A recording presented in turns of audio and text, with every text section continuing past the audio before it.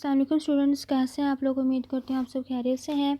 आज हमने unit number 3 का जो टॉपिक है वो डीएनए रेप्लिकेशन पढ़ना है कि डीएनए रेप्लिकेशन क्या है। रेप्लिकेशन से मुराद है डीएनए की हूबहू कॉपी तैयार करना।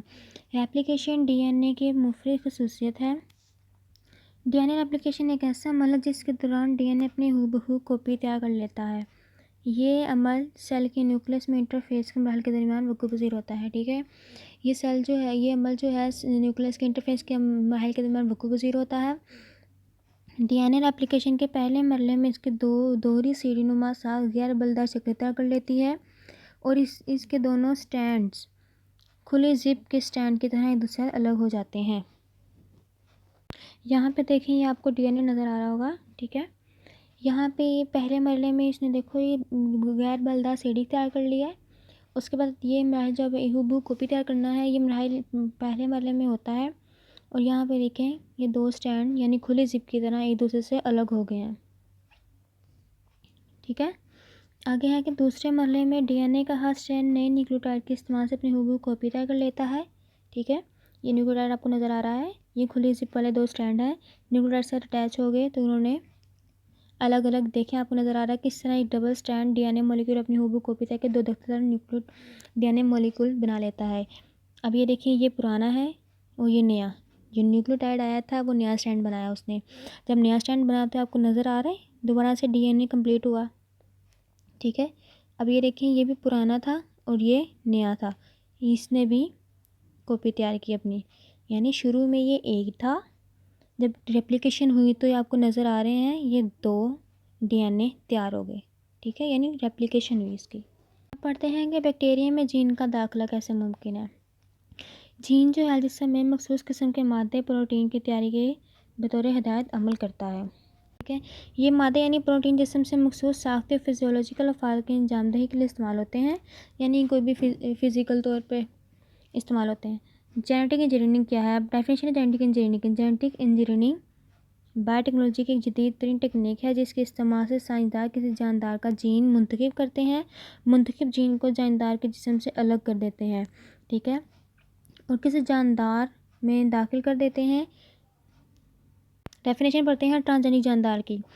जानदार जिसके सेल से बैरूनी जीन दाखिल कर दिया जाए ट्रांसजेनिक जानदार कहलाता है। ठीक है, अगेन बता रही हूँ कि जानदार जिसके सेल में बैरूनी जीन दाखिल कर दिया जाता है ट्रांसजेनिक जानदार कहलाता है। ट्रांसजेनिक जानदार के सेल में दाखिल शुदा जीन मतलूबा मादे प्रोटीन पैदा करते हैं। अब पढ़ते हैं कि ट्रांसजेनिक इंजीनियरिंग में साइंसदान बैक्टीरिया का इस्तेमाल क्यों करते हैं। ठीक है, बैक्टीरियल सेल बहुत सादा होता है और इसकी ग्रोथ बआसानी हो सकती है क्योंकि इसके अंदर कोई भी मुनज़्ज़म न्यूक्लियस नहीं होता। नेक्स्ट है कि डीएनए पर मुश्तमिल क्रोमोसोम साइटोप्लाज्म में मौजूद होते हैं। ठीक है, यानी साइटोप्लाज्म में क्रोमोसोम मौजूद होते हैं। डीएनए के इजाफी दायरा नुमा टुकड़े जिन्हें प्लाज्मिड कहते हैं। एक बात पता चली कि डीएनए के जो इजाफी दायरा नुमा टुकड़े होंगे हम उनको प्लाज्मिड कहेंगे। ठीक है, ये आपको नज़र आ रहा है, यहाँ पे ये प्लाज्मिड्स हैं। अब ये साइटोप्लाज्म नज़र आ रहा है आपको, साइटोप्लाज्म के ऊपर लिखे क्रोमोसोम्स। ठीक हो गया, ये भी साइटोप्लाज्म में ही पाए जाते हैं।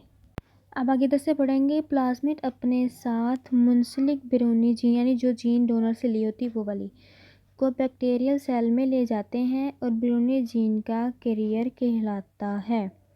ठीक हो गया, ये मेन एमसीक्यूज है, वेरी इंपॉर्टेंट, कि एक बैक्टीरियल सेल 20 मिनट के अरसे में तकसीम होकर दो दख्तर सेल बना देता है। नेक्स्ट है कि साइंसदान एक बैक्टीरिया में जीन कैसे दाखिल करता है। ठीक है, बैक्टीरियल सेल में जीन दाखिल करने का पहला मरला, यानी यहाँ पे है पहला मरला, डोनर जानदार में या जानदार जानदार जो जीन देता है मतलूबा जीन की शनाख्त जानदार किस्म से जीन अलग करना होता है। ठीक है जी, डोनर जानदार के जिस्म से मतलूबा जीन को काटने के लिए ख़ास किस्म का एंजाइम इस्तेमाल किया जाता है। ठीक है, डोनर जानदार से अलग करने के बाद हासिल शुदा जीन को बैक्टीरियल सेल के प्लाज्मिड डीएनए के साथ जोड़ा जाता है। जीन को जोड़ने के लिए प्लाज्मिड डीएनए के मखसूस मुकाम से काटा जाता है। इस काम के लिए वही एंजाइम इस्तेमाल किया जाता है जो डोनर जानदार के जीन से को काटने के लिए इस्तेमाल हो जाता है। ठीक है, ताकि जीन प्लाज्मिड के कटे हुए हिस्से के साथ दुरुस्त तौर पर जुड़ सके। आगे है कि प्लाज्मिड डीएनए और इसके, यहाँ पे रिकम्बिनेंट डीएनए की डेफिनेशन लिखी हुई है कि प्लाज्मिड डीएनए और इसके साथ जुड़े हुए मतलूबा डीएनए पैदा करने के लिए जीन को मजमूई तौर पर रिकम्बिनेंट डीएनए कहा जाता है। नेक्स्ट डेफिनेशन है जेनेटिकल मॉडिफाइड बैक्टीरियम, या इसका दूसरा नाम है ट्रांसजेनिक बैक्टीरियम। डेफिनेशन है बैक्टीरियम जिसमें रिकम्बिनेंट डीएनए दाखिल किया जाता है जेनेटिकल मॉडिफाइड बैक्टीरियम या ट्रांसजेनिक बैक्टीरियम कहलाता है।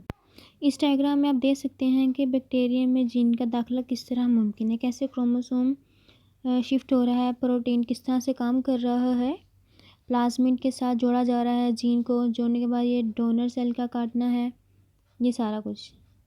नेक्स्ट है जेनेटिकल मॉडिफाइड बैक्टीरियम यानी जीएम बैक्टीरियम तकसीम के अमल के से गुजरकर बैक्टीरियम कॉलोनी पैदा करता है। बैक्टीरियल कॉलोनी के हर सेल में मतलूबा प्रोटीन पैदा करने के लिए जीन मौजूद होता है, जिसकी हिदायत के तहत कॉलोनी का हर सेल मतलूबा प्रोटीन पैदा करता है।